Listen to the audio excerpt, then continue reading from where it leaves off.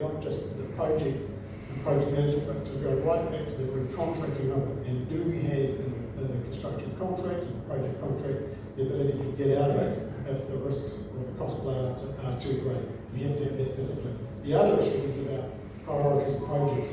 And we might be in a position where actually a whole lot of stuff that's sort of in the pipeline that we haven't got contracts for, that we might just not be able to do. And we will have to say no to stuff if we're going to keep those costs under control.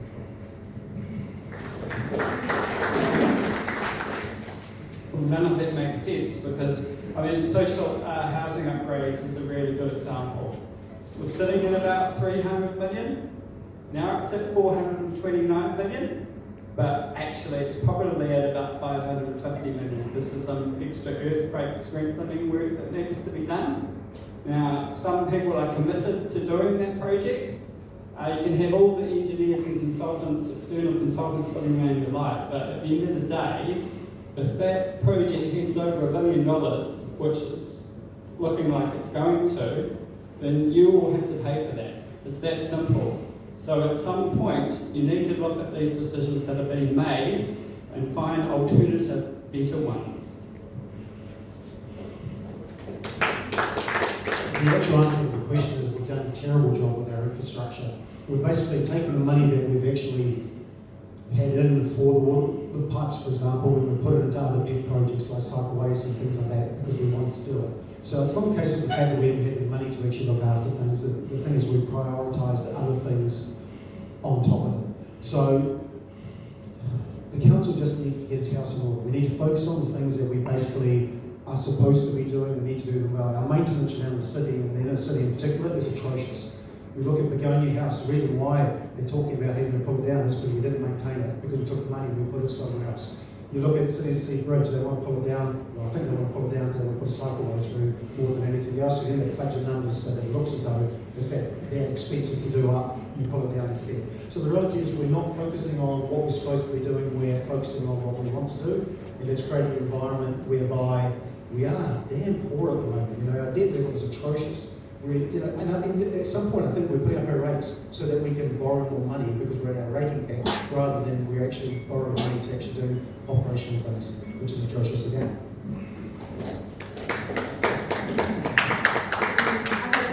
I have three major. Number one is I will bring engineering background staff in-house so that they can give us advice.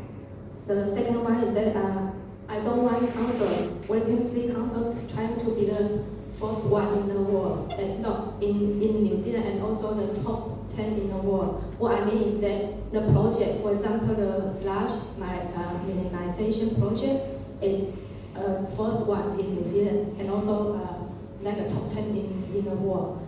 And we should wait until the technology is more mature because that means cheaper for us. And also before the project, the sludge minimization project went ahead, they already predicted that they will have 50% chance to blow out of the budget, but they still went ahead. So I think they should stop. They should not have gone ahead. And number three is change the spending culture. Treat repair money as your own money. Thank you.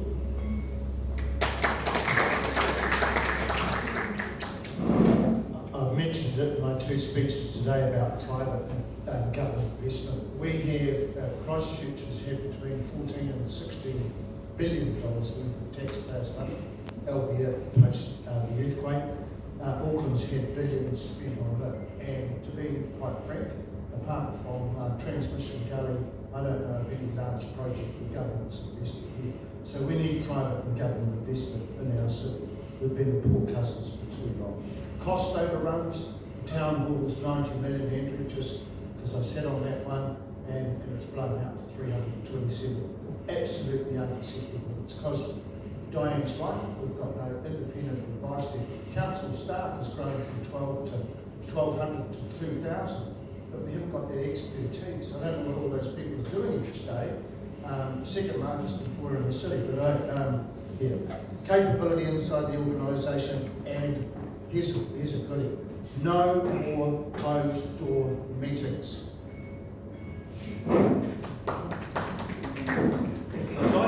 agree that the way we've been handling our infrastructure is very poor. The blowout, shocking. Now, the difference between the council and the council staff, or under the CEO, is the council is the governing body. So we're meant to be looking at what we're doing. We're meant to be critically assessing what the council officers bring to us and say that, is this actually the right thing? What are the options in there? We need to know, we need to have experience in this council to actually ask the right questions. Now, a lot of the times, when council officers bring projects to us, we just rubber stamp them. We're not getting all the options. So, the town hall, for example, when that came up, I found out about that in January of the year, and so I was told that there's going to be a blowout. So I said, well, you need to bring that to council so that we can actually have a look and understand what the issues are. But it wasn't brought to us until October. In October, I asked the question about how we actually got there. The council officer wouldn't tell us. And so I wanted the project reports for every month for the last year, but they wouldn't give them to me because the CEO said that we're going to make the decision to approve the $149 million blowout, so you don't need that information anymore. We need councillors who are capable, who have the experience to do these things on council. This is who you should believe. Thank you. The next question is, do you want to amalgamate the council?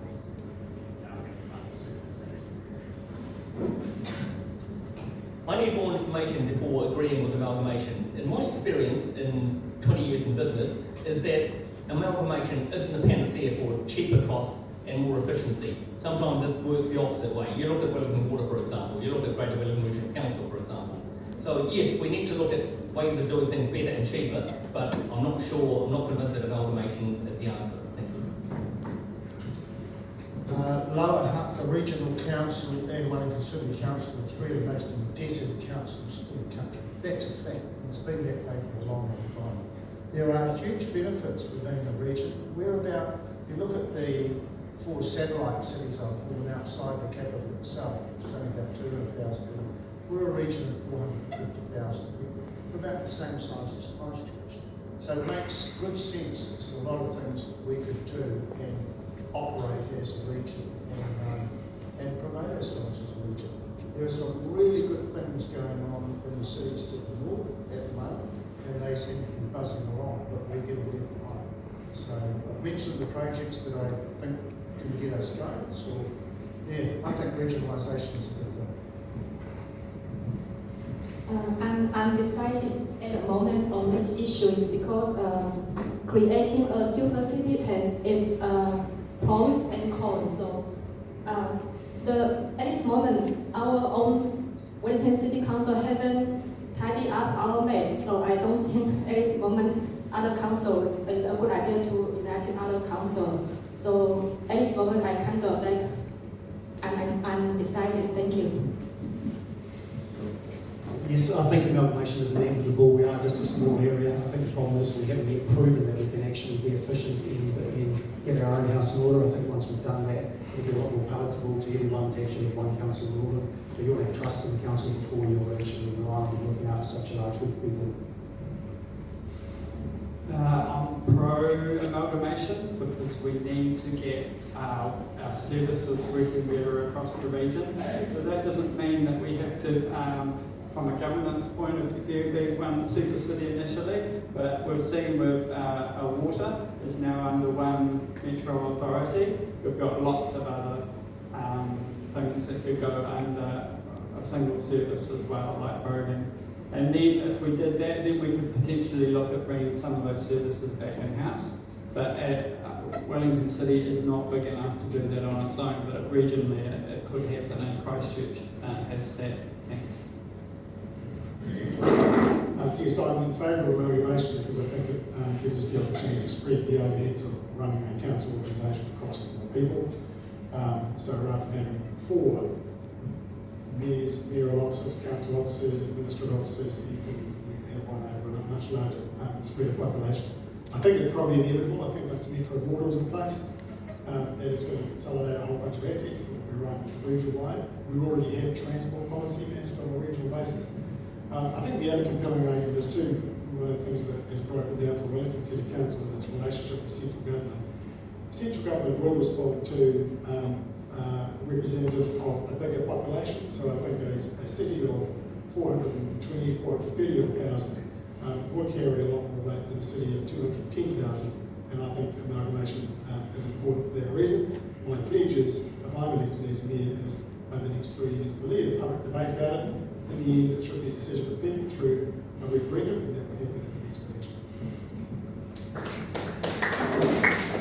I am supportive of amalgamation. I think using the 4 metros, Porirua, Wellington City, Lower Hutt, Upper Hutt with regional council makes sense because we know that people live, work and play mainly across those 4 areas. We've got a regional airport here. So we should be thinking about that and how we actually, gather ourselves together and represent ourselves together. But we don't need a huge city like Auckland, but a solution tailored to us is the best way. I'm fairly cold on the amalgamation idea. I have 3 questions that I'd ask about it. 1, is it going to be good for Wellington City? 2, will it be good for the region? 3, will it actually result in any cost efficiencies? We've got other examples in the country. Christchurch is twice the size of Hamilton. Their operating costs per person, city councils, is basically the same. Auckland is way bigger than Christchurch. Its council's operating costs are more expensive than Christchurch's and Hamilton's are, for that matter. So, looking across the country, we don't necessarily see that there's going to be a huge amount of efficiency to be gained out of that. The main reason that I sort of would be cautious of this is because I see Wellington as having some kind of economic challenges that it does need to resolve. Those challenges aren't the same as the ones that are faced by Porirua or Lower Hutt. So I think the risk is we treat amalgamation as some panacea to resolve our problems, when in actual fact it's going to stop us from resolving our problems because all of the council's capacity will be going into the amalgamation and there will be very little that to focus on because the city needs. Hey, Mayoral Tato. There's probably very sensible arguments on one side and the other on amalgamation, but the big question which really faces all of you guys on this issue of amalgamation is, would you be comfortable with this clown, or even worse, the incredibly boring clowns on my right, being mayor of a Wellington super city? Kia ora.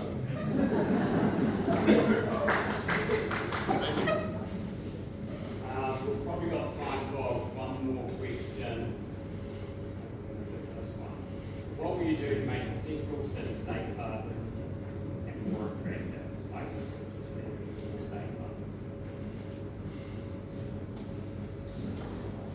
I would incorporate our grand public transport scheme, which will do wonders to improve safety. So our key part of the Golden Mile will be Giant Moor, which will serve as our primary means of public transportation, which will do wonders to improve safety for passers-by. I'll leave you to ask the reason why.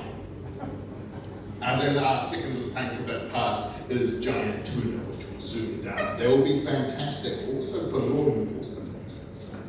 Giant genetically engineered tuna zooming down our both as public transportation. Those are fantastic means for our slightly scary fascist police.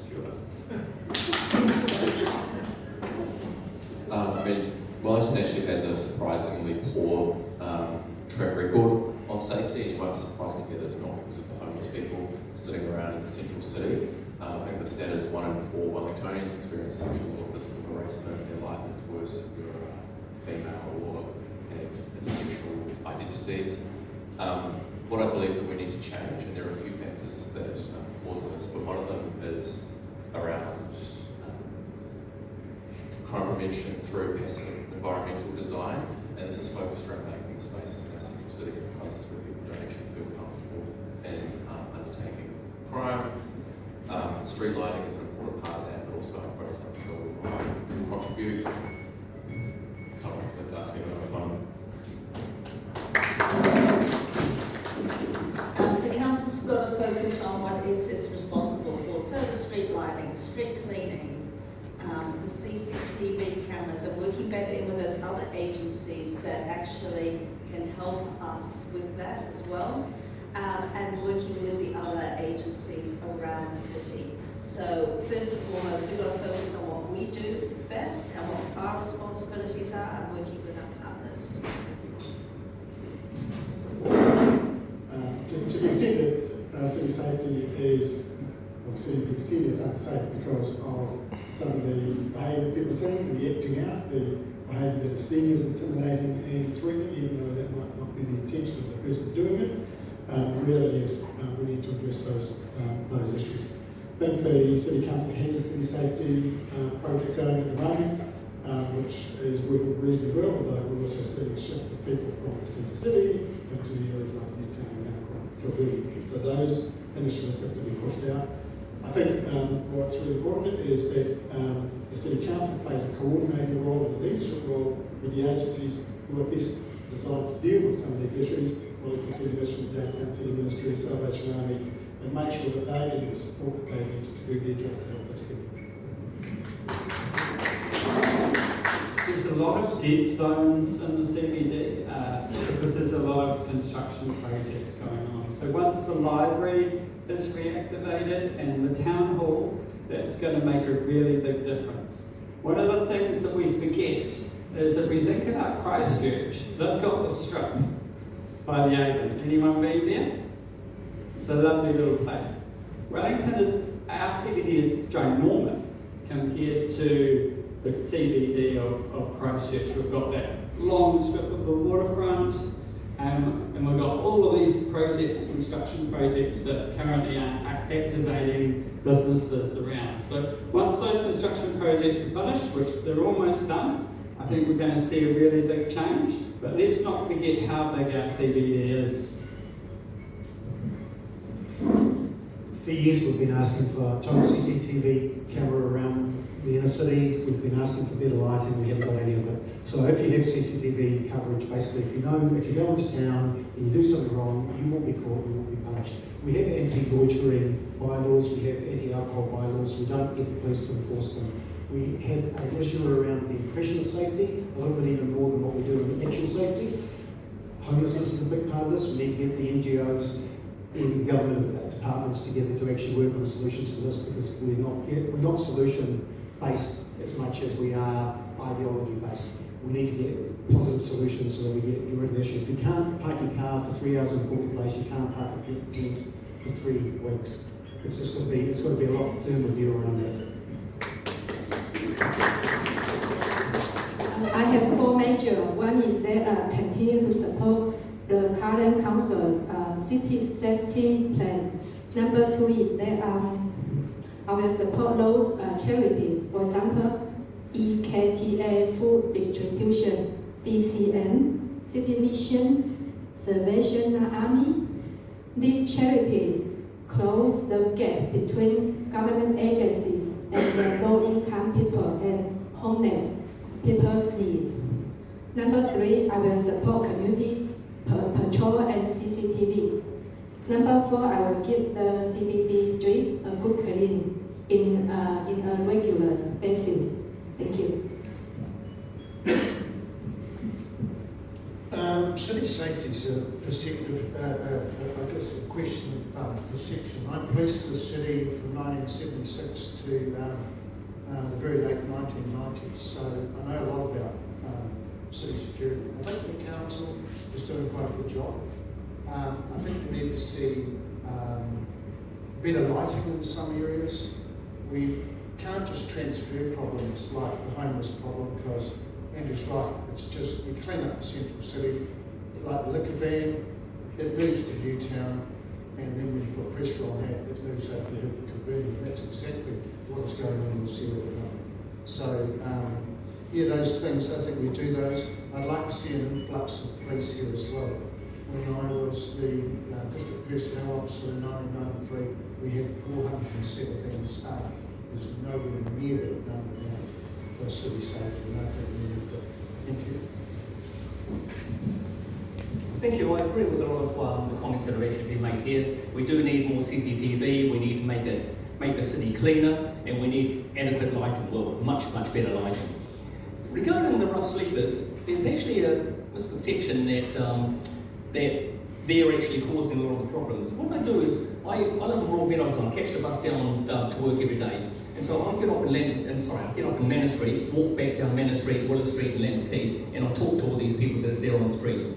A lot of those people aren't homeless. They're there because they actually want to be, and so we need to find out why that is. One of the reasons is that they feel they want the companionship of being there. They like being on the street. So we need to address all those issues. We can do those things, and we need to the cooperation of all these different agencies to actually do this. But the answer is actually there in front of us. We're spending money on city safety on things like boardwalks and expensive toilets, but they don't solve the problem. But we can actually do it.